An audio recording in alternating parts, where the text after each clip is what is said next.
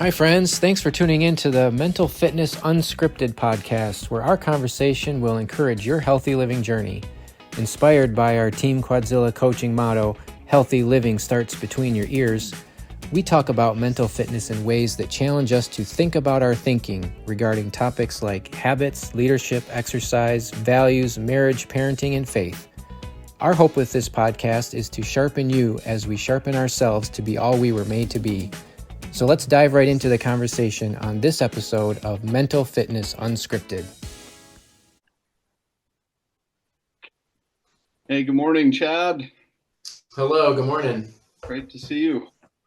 Yeah, likewise. Look at that really cute picture of you and Angie there on your desk. I like it.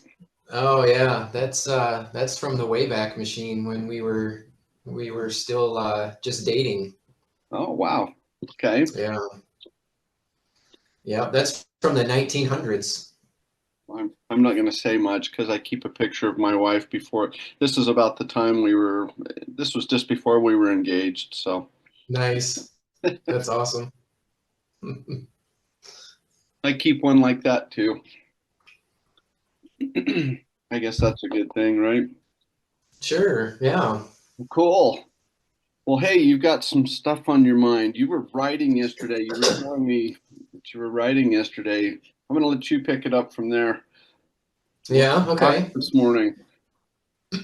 So I think the first thing I wanted to ask is a question that I asked myself, and I thought it was kind of curious. And I was just writing, and sometimes when I write, things come out of my pen that I assume that it comes from, the inner recesses of my mind, and in those moments of clarity, sometimes things come out. And I also personally believe that, this is where I meet with the Lord is when I'm writing, and it's just a quiet, focused time to communicate with Him. And I think he helps me in that regard to clarify some thinking and whatnot. But anyway, a question was prompted, and it was simply, what is the most important responsibility or duty for me as a man? And I was like, I don't know that I've ever really thought of that specifically before. And it occurred to me that I bet if I asked a bunch of different guys what they thought of it, I would probably get unique answers from everyone. Definitely. And so maybe this is worth talking about. I mean, I don't know that I'm going to claim that I have the exact right answer necessarily, but I've had some chance to think about it, and I have a few ideas. But I just wondered, how does that strike you as hearing it for the first time and not having any chance to process it? What would come to your mind, I guess? It's interesting. I was reading this morning, and I'm trying to find it here. I apologize if it looks like I'm distracted, and I am. I'm trying to find it here. One thought that comes to mind is, we tend to view life as okay. Let me back up. We tend to look at things goal oriented. Okay, so I'm a man. What's my goal, right? Okay. Right. Yeah, very much. Okay, and we tend to be. I think we're taught to do that. I think it's kind of a social, a societal element that okay, you're this, therefore, I'm a CEO, so I've got to,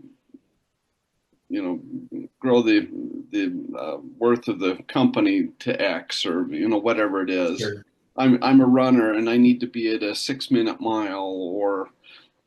By the way, I've never done a 6 minute mile. Well, no, that's not true. I have. I've a long time ago. I was almost. I was just really close. I was almost a 4 minute mile. So Oh, wow. staying close. That was a long time ago, though. Anyway, so yeah, I have done that. But that aside, we tend to look at life in a set of goals. whether they're formal or whether they're informal. We kind of set the, and where I'm headed with this is we set this destination. When I reach here, then, Yeah. okay, does that make sense? Yes. You know, Yes, I agree with that. when I That have is very natural. when I have six pack abs, I'll be a man. Or when I can deadlift 450 3 times, Yeah. I will be a man. Or when I turn 14, I'll be a man. Or you know, we tend to go in that direction. And where I'm headed with this, and with that background, I'm sorry, but on my watch, you'll notice that I carry a compass. Yes, I see it. Okay. And when I look at my watch for the time, I'll notice the compass. And what that's intended to do for me is that life is a journey. It's not Mhm. it's not a timed thing. You know, when I graduate from college, that's a time thing. When I get six pack abs, we're setting a time constraint. You know, usually Yes, I'm going to take a 6 month thing and get six pack abs, or 6 weeks to buns of steel, or whatever the program is. Okay, exactly. isn't that what we do? Okay. Yes, And so what the compass is meant to do is to remind me, look, this is a journey. It's so I get six pack abs. That's great. Then what? Okay. right. My attitude should be, okay, now I've got to keep it. Now there's my background, and I think sometimes the answer is influenced by that vein of thinking. To the Mm, answer to your question, what's my duty as a man? Okay, is it to be a provider? Okay, well, what does that look like? yeah. Or what does that look like now versus what it used to look like, or what it might look like later? Okay, and see, I think that's a whole different discussion. I think there's a set of principles that apply overall, whether it was 2,000 years ago, 100 years ago, or 100 years from now. I think there are Mm, principles that are absolutely immutable that apply there. yeah. Now, does it look different from the '60s? I grew I grew up in a place where there's a national lab. Okay, so lots of engineers, lots of scientists, and when I was growing up, they went to work wearing white shirts, ties, and a pocket protector full of pens. Your Yeah, quintessential nerds. Okay, right. they don't show up like that anymore. I mean, Mm, if they can get away with Birkenstocks and tennis shoes and shorts, cargo shorts. Yeah, cargo, exactly. yeah. So have things changed? Yes, but see, those immutable principles are in place. I have to go to work. I have to perform. I have to show results. Those Mhm. immutable principles still apply. Now, the tactics of how I do that can certainly change.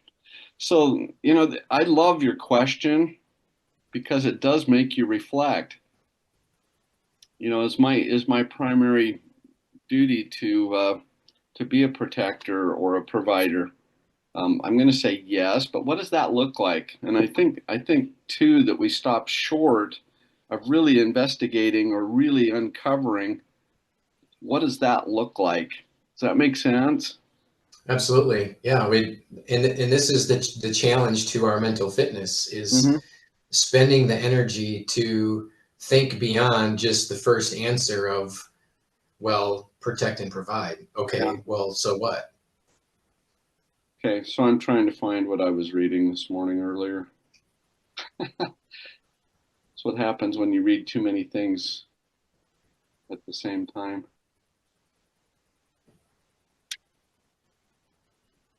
Darn.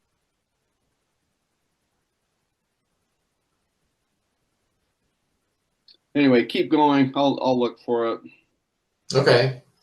I Um, apologize. I'll find it. Well, I think, protect and provide, that was kind of easy off the tongue, because it seems to poke at the innate role, I think, that men just feel, maybe universally, that this is why the majority of men are doing the really ugly and dirty and heavy jobs. This is why men are um, vastly, the vast majority of the military is made up of men. That there's just this element of,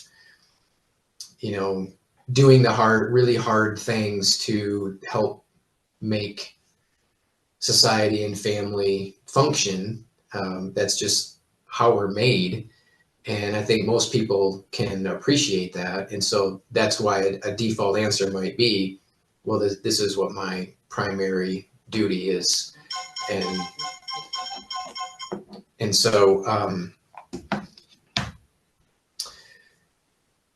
I think there's just, to your point, there's an inclination to turn those things into a time constrained goal. And maybe for some men, we might get stuck in those things where we find a frustration or a difficulty in that I'm never going to make it there, and then you've got all this esteem kind of stuff that can go with it, because I'm not the protector or the provider that I hoped that I would be, or just a host of other things that I think can be related to that to me makes this question that much more important for us to think about. So, like I said at the start, I don't know that I have everything fully sorted here, and clearly I'm fumbling along right now, but I think this is worth thinking carefully. And I don't know if I'm ready to spit out my take on that yet or not, because I'm still processing in a way myself. Well, I know we've covered this before, and I did find what I read this morning. I know we've covered this before. I really think it comes down to how do we see ourselves? What is my identity? Okay, and then we'll insert as a man. So what is my identity? Yeah, okay. And we'll insert that as a man. Okay, and I think that's really incumbent upon us to really decide what is my identity, and then insert as a man. Okay. Right. I think the identity goes way further, and I'm going to touch on that here in a second. But I think for some, we take our identity from maybe what society tells us. So, hey, an MMA fighter that wins all these matches, that's a real man. Or a guy that climbs up the corporate ladder and makes $1 million a year, that's a real man. Or we go to the gym, and man, that dude, he's got a six-pack ab and he can bench 300 and deadlift. That's a man. Or this guy can drink somebody else under the table. That's a man. But right, yeah. And I think what we do is we get all mixed up on this identity thing, but we start to gravitate to something. I live right by I live about a mile from a firehouse. Okay. So a fire station, and one of the trucks that's located at, it's based at this fire station. In great big letters across the windshield, it has "No fear." Do you remember the "No fear" thing? Oh yeah, yeah. Okay, and what's funny is I know for a fact that each one of those firemen, every time they go into a situation, there's an element of anxiety. And let's, for lack of word, because it's the unknown and they don't know what they're going to face, whether it's a fire, a hazmat incident or, whatever it is, they don't know what's on the other side of that element. And so they're very careful and they mitigate that risk. And that's because they've found themselves as a firefighter, okay? As a rescuer. They've found an identity. Okay? And so for them to say that they don't have fear, I don't believe that. I think they deal with fear, but they deal with it because they've trained themselves and they identify with this identity that, okay, I am this, therefore I'm going to go into these unknown situations, but I'm going to train myself up so that I have some sense of confidence going into this situation. And by that confidence and that training, they develop this courage that they can bypass the fear. Does that make sense? Oh yeah, yeah. And so the reason I bring that up is because I really believe these guys are great. They're professional. We watch them. I mean, we drive by there every day 2 or 3 times, but they're out training. They've got the fire hoses out. 2 days ago, I saw them running around the station, and they were all hauling this great big sandbag, and they were in this line. And I'm thinking, okay, they're getting ready to haul somebody out of a house. Now, will they ever do that? I don't know. And they don't know that. But what they're doing is they're training up for that so that when that situation comes, they're on it. Okay. And so I remember back when that no fear thing came out and everybody just, not afraid. No fear, I'm not afraid of anything. And we take on this persona thinking that, oh, well, my goal is that I have no fear. But we don't do anything to prepare for it like these firefighters have. And so I love that they have that sticker there because what they've done is they've said, we are going to train hard enough. We understand our identity here in this role that we play as a rescuer, as a firefighter.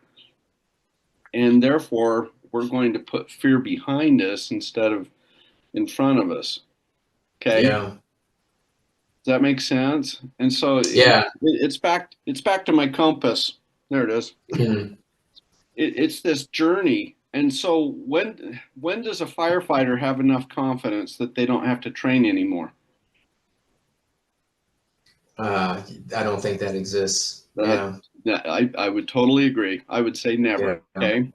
Because it's a perishable skill. Okay. It is perishable and it will actually change day to day based on their day or, based on their mindset. And we've talked about mindset before. Now, back to your question, what's my duty as a man?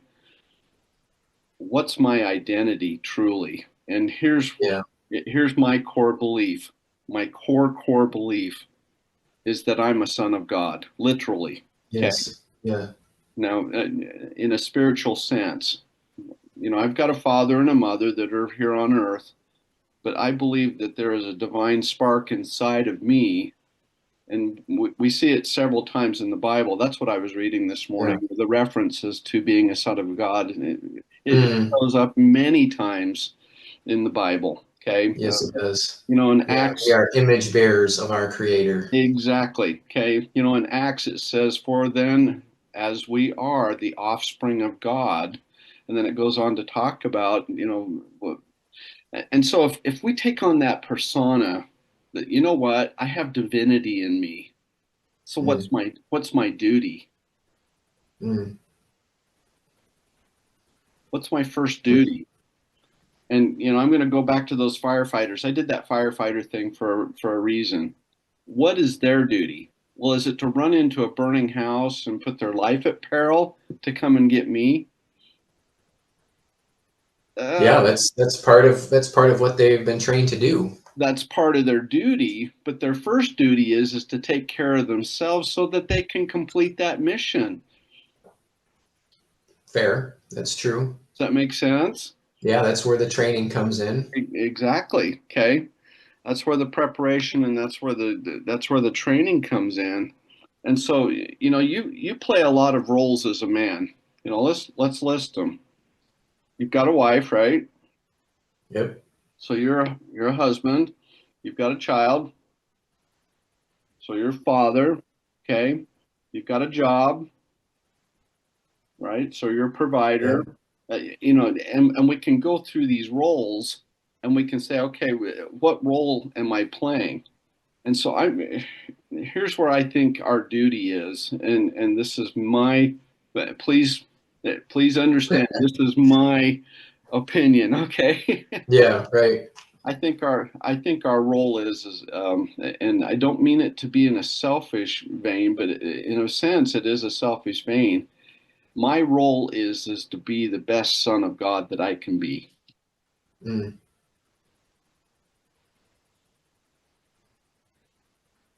Because from there, all the other things kind of take care of themselves. Well, if I'm doing my duty to make myself expand into the potential, if I believe that I have divinity in me, what's my potential? Mm. It's It's infinite. it's Yeah, infinite. It's enormous, right? Okay. And so if I take that and I build that and then I apply it to a role, what's my ability to be the best husband? same. Okay. What's my ability to be Yeah, the best father? What's my ability to be the best provider? yeah, Okay. And so even digging, I'm not going to dig deeper than that because that's pretty personal for me. But I really believe that's what my duty is my duty Mm. is to be is to honor that position that I'm in as a son of God. I Yeah, I honor divinity and I honor what He gives me because I am His son. yeah. I want to take There you that go. idea. I want to take that idea and offer a supplement or maybe a different angle to that same idea, because I share your belief in um, being an image bearer of our Creator, and our Creator is God, who has created everything, and we as humanity are the pinnacle of His creation because we are made in His image. The Bible is very clear about that. Now, this, of course, is assuming that um, I come from a worldview that says that God is creator and that I am His image bearer and that His word is inerrant and it is God's instruction for how we can know Him and how we can know how He has made us to live and to behave. So that's kind of where my worldview is coming from. And very similar to what you said, I would call upon the scriptures that say, what is the greatest commandment? What is it that God has told us that we are to do primarily? And it says we are to love God. Yep. And the second is just like that: love your neighbor as yourself, or simply love people. So if we are made in God's image and God has given us instructions for how we can live to be our best, to have the infinite potential like you talked about in all of our different roles, what He is telling us is to first do these two things for us. Just like you said, we need to take care of ourselves first. And so how do we do that? My belief, my opinion would be, and it's so similar to yours, and that's why I say we're just like, it's so related, but and you might come to the same thing had you a little more time to think about it, but I've had overnight to think about it. And so if I would simply love God first as my primary duty, my primary responsibility, then everything else would fall into place, because this is how God has organized us. And the second being to love your neighbor as yourself, or to just simply love people, I find very curious, because I think so many times I will try to do that. I will try to love people, but without first loving God. And that is very incomplete. Am I right? When you're trying Oh yeah, to it's love hollow. people. Yep, it's hollow. Yeah, it just doesn't work. It feels very forced. It's Yep, unnatural. It's even hollow. kind of icky sometimes. Yep.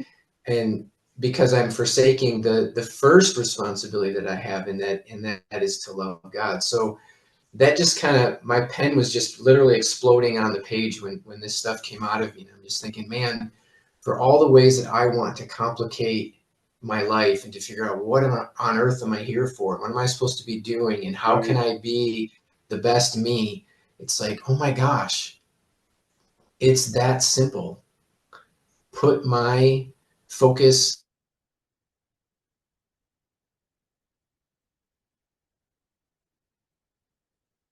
attention to learning how. I'm telling you, the more time I spend searching the scriptures and studying that and being in community with other people to talk about such things, the more I love God. And I believe with all of my heart that that is what propels me to be better in everything else. And so that is my main duty and responsibility as a man. Drop the mic. That's the end of it for me. Yep. And you almost said the same thing. I just think you probably didn't have enough time to think about it, but because it does flow from that source, right? Absolutely. My wife and I, we're kind of strange. We have a meeting every morning where we get together, and what we do is we review our goals, not only for the day, but even our path, our journey. And part of what we have a rather large statement that we actually read aloud to each other. Okay. Mm, And so it just reminds us, it kind of gives us a starting point, a touch point, if you will, for the day. And part of what we read is a quote from C.S. Lewis, and I love this. And we've broken it down so it's a little bit shorter than what the entire quote is, but so we've just pulled it out so it works for us. But part of it, so our statement is we love and help people, and it goes deeper than that in the rest of this. But then we have this quote from C.S. Lewis. It is a serious thing to live in a society of possible gods and goddesses. There are no ordinary people. Your neighbor is the holiest object presented to your senses. whoa. Okay, and Yeah. and where I'm going with this, where I'm going with this is I don't know who your God is. I know who mine is, and I'm trying to learn him much deeper. Um, and that's a journey itself. But whatever you believe, whether it's a higher power, whatever, okay? People are absolutely the pinnacle of creation, okay? We are fabulous. But if you can look at others as God would see them, so in other Mm, words, try and look through God's eyes when you look at somebody, yes. okay? It totally changes the picture of how you treat them and Yes. how you look at them and what you see their potential being. And what's funny is the society does not go here. It's a beat down. I mean, Yep. man, you're just not good enough. By the way, I just got the 2 minute warning, so Okay. it's actually a 10-minute warning. But anyway, society just beats us down and you're not good enough and you don't wear the right thing. You don't have a right watch. You're not driving the right car. You don't have the right house. You're not in the right neighborhood. You're not making enough money. You're not keeping up with this and you don't run a 6 minute mile. And we just sit there and compare ourselves and beat ourselves down. And that is not how the universe or God or your higher power looks at you. Um, Yeah. it looks at you as its offspring. So in my case, my God looks at me as a son. Okay, mic drop.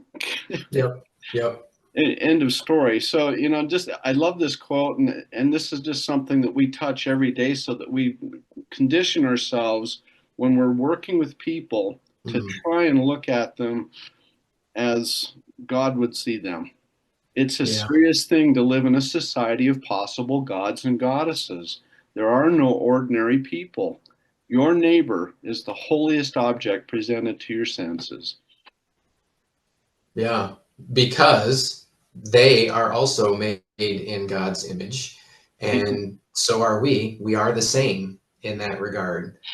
And so I think that's a fantastic way to focus your attention as you're aiming to help people. And I mean, that's how we love them. And that's fantastic. So, man, this was a really good discussion. I'm glad that we got to kind of work through that a little bit today and challenge our mental fitness in just something so important as like, what are we doing here? What is all this for?